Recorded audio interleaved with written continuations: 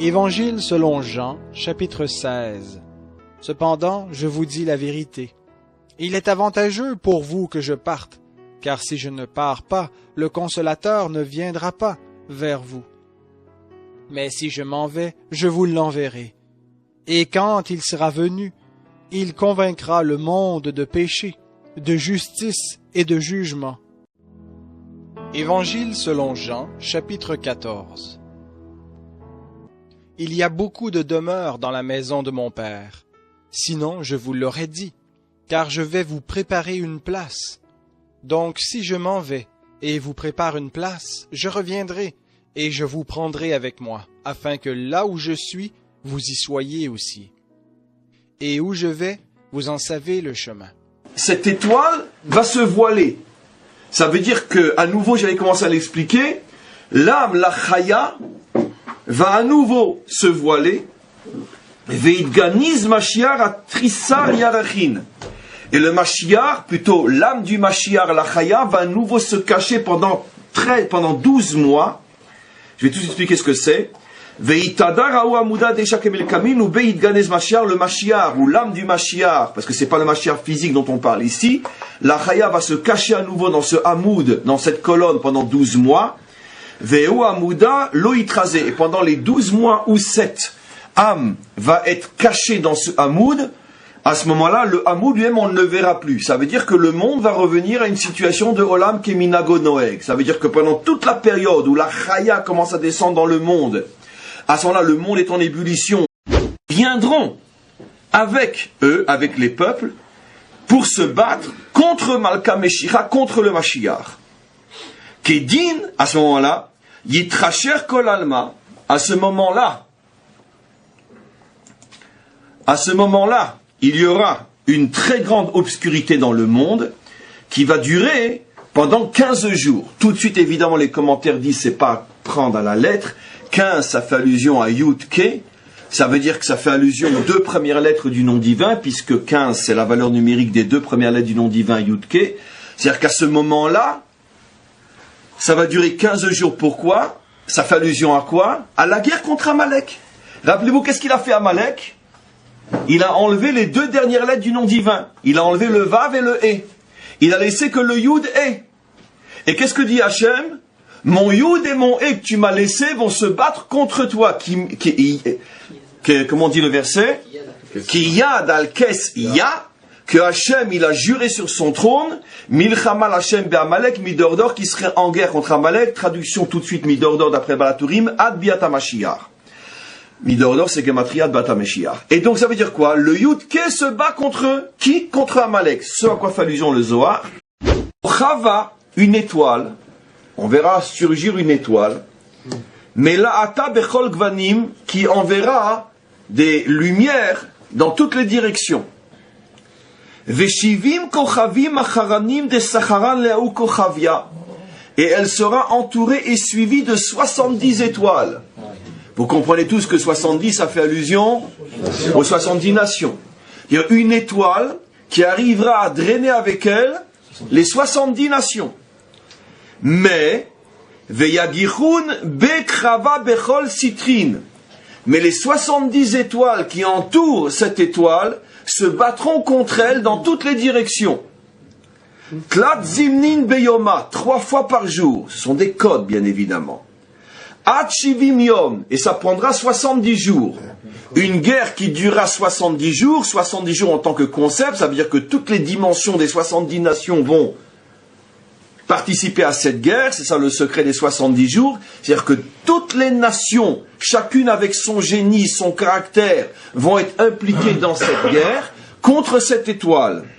Et cette guerre aura chaque jour 3 moments forts, chaque jour. Vechol bene alma chaman, et tous les humains verront, c'est-à-dire participeront, seront concernés par cette guerre. On continue un petit peu. Ve'au kochava, et cette étoile-là, yagiar be'ukrava, elle aussi, elle va pas se laisser faire, elle aussi, elle va riposter et se battre, parce que dans un premier temps, on a dit que c'est les 70 qui se battent contre elle, mais on nous dit, attention, elle va pas être anéantie, bien au contraire, elle va réagir elle aussi.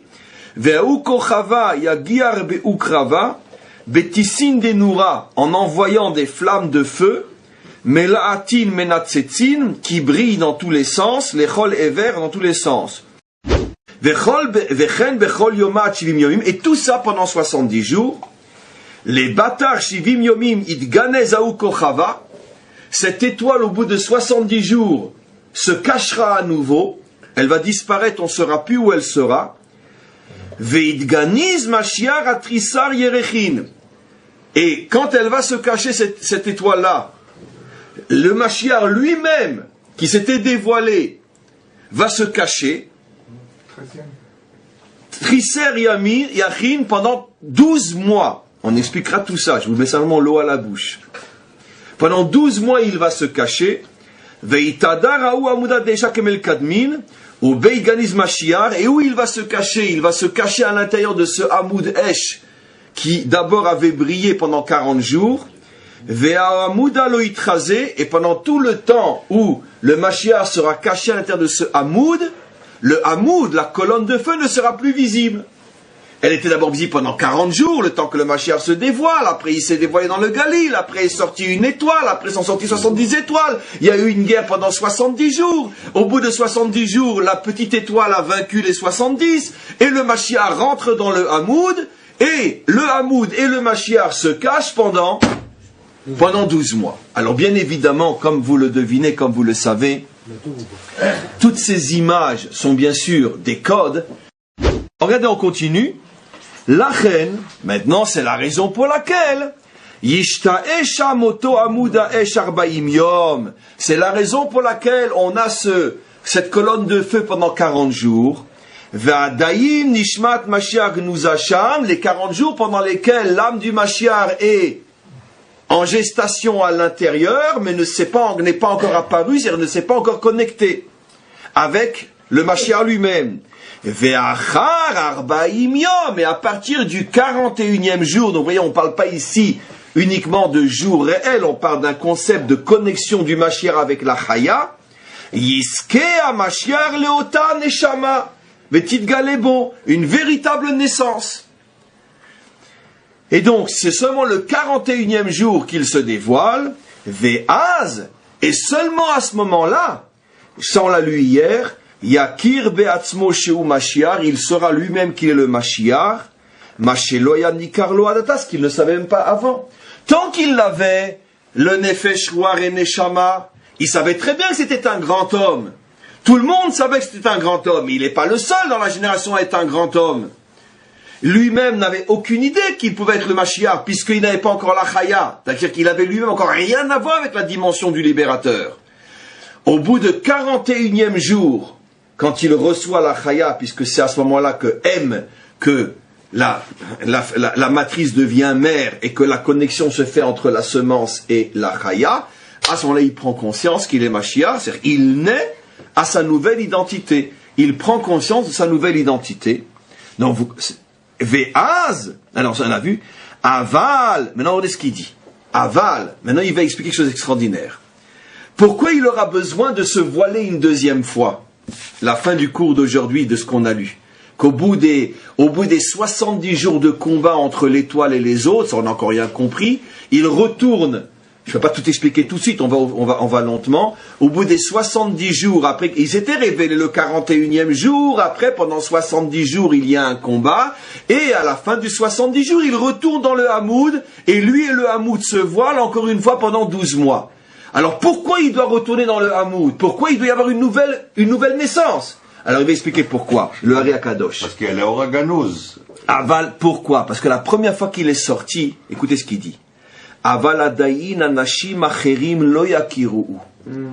que la première fois qu'il est sorti, de nombreuses personnes ne le reconnaissaient pas encore.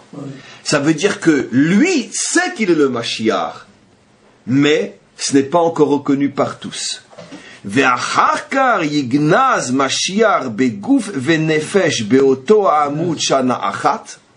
Après, il doit retourner dans ce Hamoud.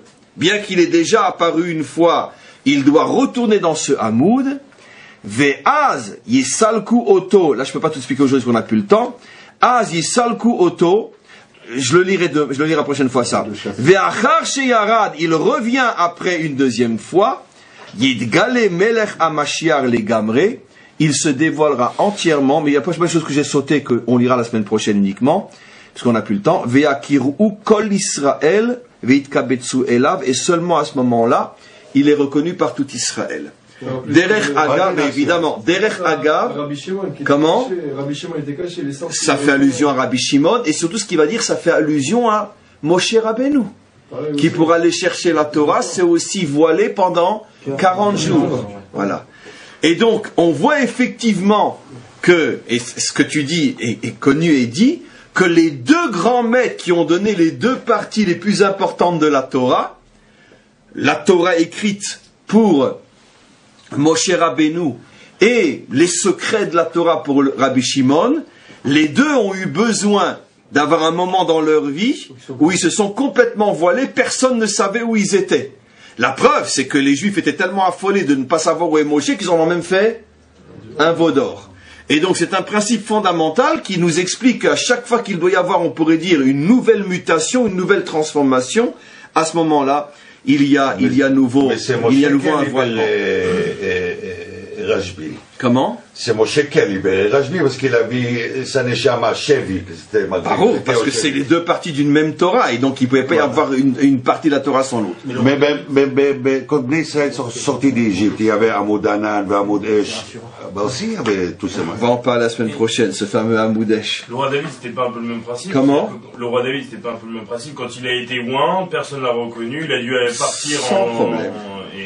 Et donc, c'est comme ça que je vais terminer mon cours. Je voulais dire, Ve'acharon nacharon chaviv, le véritable, non, au contraire, Baruch Hashem, que vous comprenez les choses par vous-même. Baruch Hashem pour moi, c'est exactement toute l'histoire du roi David. Le roi David a été oint, et je vous signale que non seulement il n'a pas été reconnu pendant des années, mais il a été même combattu, et il a été obligé de se cacher. Jusqu'à ce que finalement, il soit en fin de compte, au bout d'une dizaine d'années, il soit reconnu par tous. Ça veut dire que c'est toujours le même processus. Moshe, David, Rabbi Shimon, c'est toujours le même processus d'un dévoilement, un dévoilement qui oblige après à nouveau à se cacher, et après, un nouveau dévoilement.